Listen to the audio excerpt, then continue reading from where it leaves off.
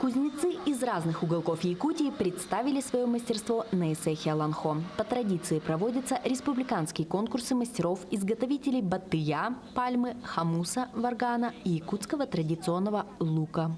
В целом 30 кузнецов из 10 разных районов республики. Отличием конкурса кузнецов-изготовителей на Эсэхи Аланхо 2025 в Нерюнгри стало изготовление северного ножа оленеводов. Изготовленный мастером из Мегино-Кангласского района Степановым Павлом. Он занял второе место этим ножом. Вот такой, видите? Тонкий, клинок сам не широкий, тонкий, да?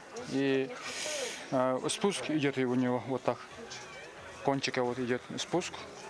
Это отличие северного ножа от якутского. Также на конкурсе кузнецов впервые определяли лучшего по изготовлению колокольчика кенгелян из оленьего снаряжения.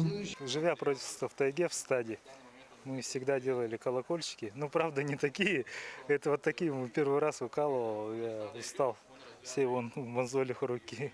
Просто у нас нигде нету такого материала, как латунь, там бронзы делают. Мы здесь такого не делаем. Мы что есть под руками, из того делают. Благодаря таким конкурсам кузнецы не только демонстрируют свои умения, но и могут обменяться опытом. Сегодня молодежь проявляет интерес к самобытному занятию. Так, самому молодому участнику конкурса кузнецов 17 лет.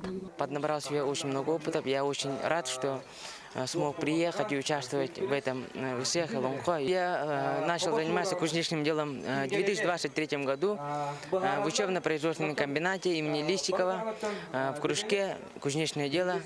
Мой руководителем является Барашков Дмитрий Константинович. Он тоже молодой кузнец, мы с ним работаем. В корнях есть у меня известные, именитые мастера, кузнецы, умельцы есть. Поэтому я думаю, что это привлекло меня в эту ремеслу. Все изделия кузнецов по разным номинациям и критериям прошли испытания перед профессиональным жюри. Победители в каждом направлении были награждены дипломами и денежными призами. Екатерина Павлова, Захар Головин, Нерюнгри.